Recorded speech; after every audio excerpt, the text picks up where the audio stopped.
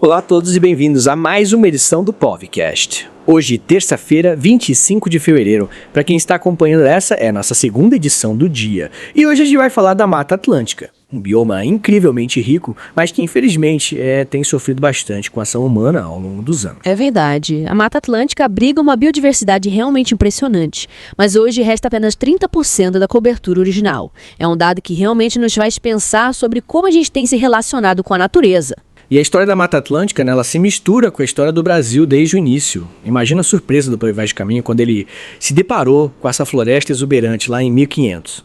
Com certeza. Ele descreveu a Mata Atlântica como uma floresta com folhagens tão diversas e de tantos tamanhos que não se pode calcular.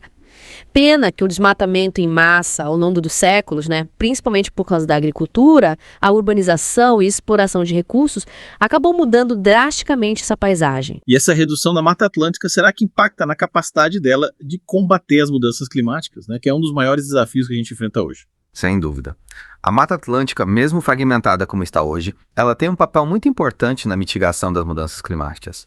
Ela funciona como um grande reservatório de carbono, ajudando a regular o clima e proteger a biodiversidade.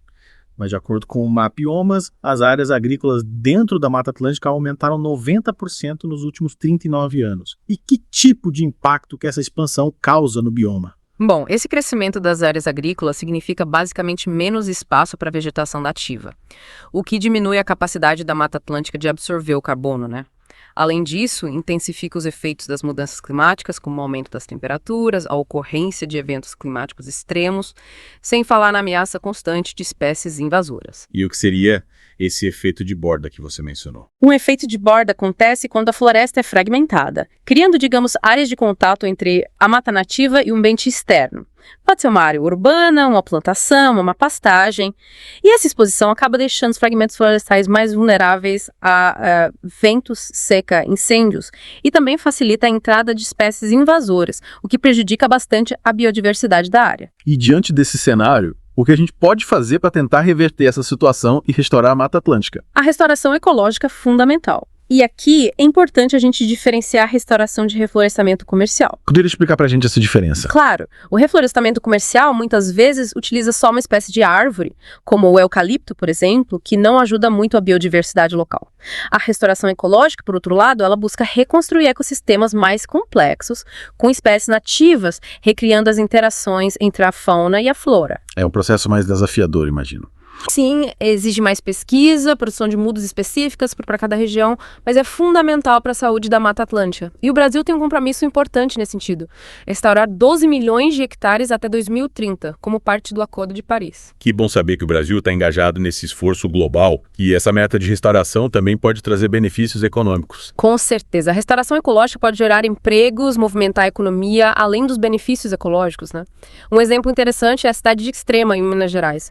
Lá, os programas de incentivo à restauração beneficiaram tanto a natureza quanto a economia local. É um ótimo exemplo de como a sustentabilidade pode andar de mãos dadas com o desenvolvimento. Falando em benefícios, a Mata Atlântica é crucial para a população brasileira, Sem dúvida. Cerca de 60% dos brasileiros vivem no domínio da Mata Atlântica e 70% do PIB do país está ligado aos serviços que ela oferece. É impressionante como a gente depende da Mata Atlântica. Mas, infelizmente, ainda existe a visão de que a floresta é um obstáculo ao progresso. Essa mentalidade precisa mudar.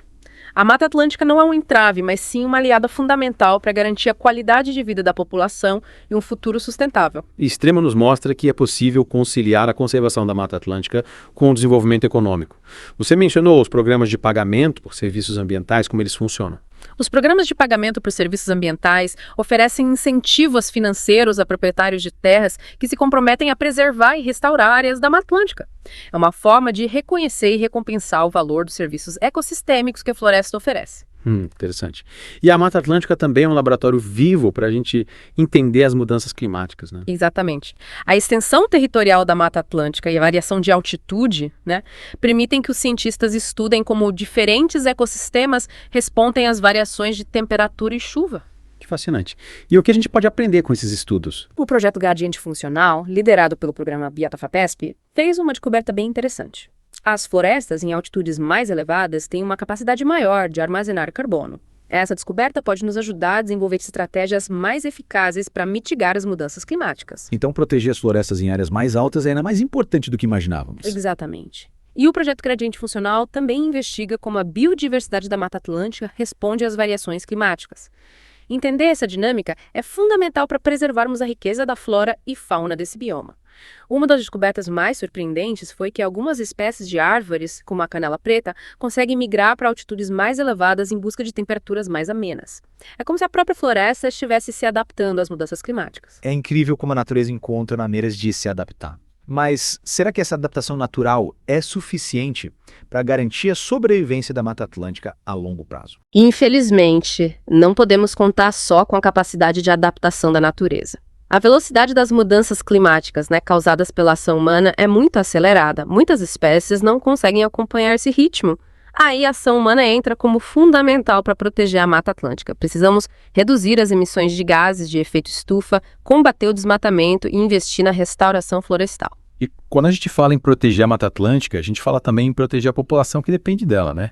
Afinal, estamos falando de um bioma que abriga mais da metade da população brasileira. Exatamente. A preservação da Mata Atlântica não é só uma questão ambiental, mas também social e econômica. A saúde, o bem-estar, a segurança de milhões de brasileiros estão diretamente ligados à saúde desse bioma. A Mata Atlântica fornece serviços ecossistêmicos essenciais, como água limpa, regulação do clima, polinização de culturas agrícolas, proteção contra desastres naturais. Ou seja, proteger a Mata Atlântica é proteger a nós mesmos. Sem dúvida. E para isso, a gente precisa mudar a forma como enxergamos a relação entre desenvolvimento e meio ambiente.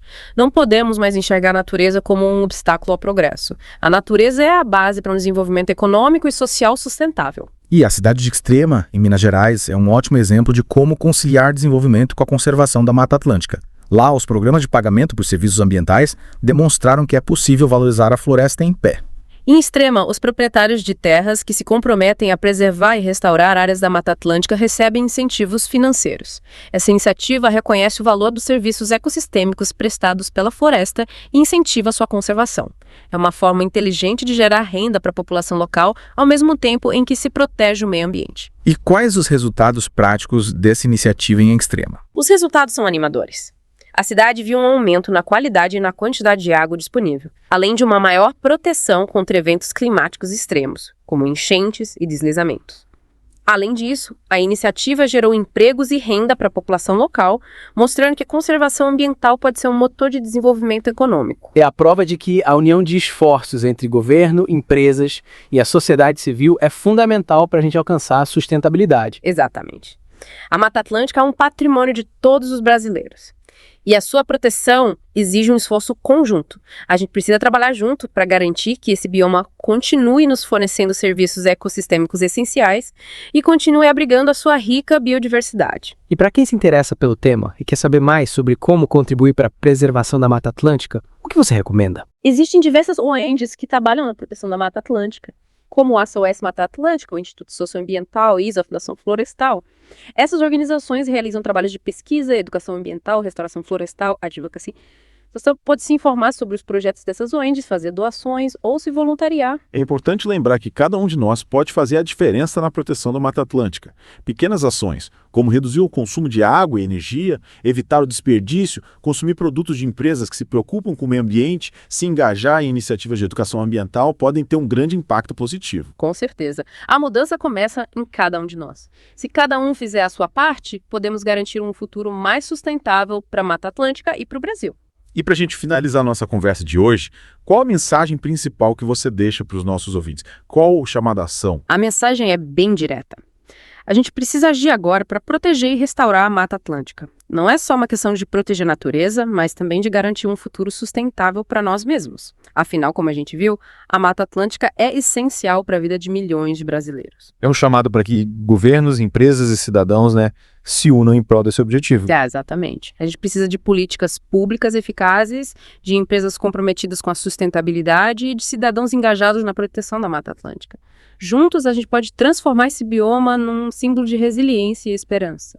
E lembre-se, cada um de nós pode fazer a diferença, através de pequenas ações no dia a dia, como reduzir o consumo, evitar o desperdício, se engajar em iniciativas de educação ambiental. A gente pode contribuir para a proteção da Mata Atlântica. A Mata Atlântica é um patrimônio de todos os brasileiros. Cabe a cada um de nós garantir que esse legado seja preservado para as futuras gerações. Agradeço a sua participação por compartilhar com a gente tantas informações valiosas.